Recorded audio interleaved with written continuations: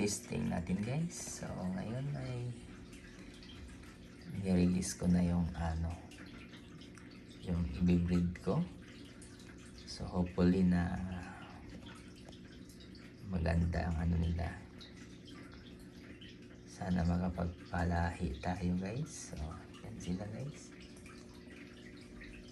Yan sila. Yan. Yan yung mga pakain lang sa flower horn guys. Hindi masyadong quality pa. Pero katuwaan lang guys.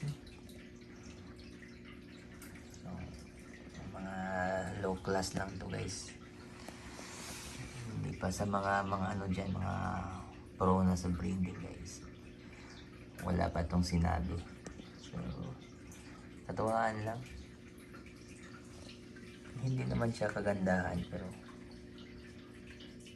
at least may alaga tayo guys na tingnan pag uwi natin sa work. So yun lang siya.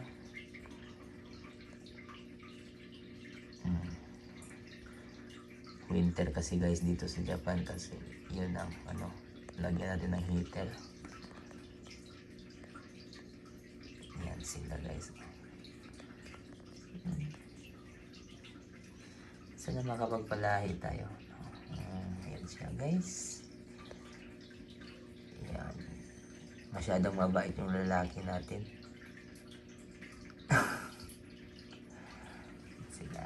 So, pakondisyon natin muna. Sana magitlog. Pag magitlog to, so mga summer, pwede na mag-dispose ng anak. Yan. Yan sila guys. Hopefully makapagpalahi tayo.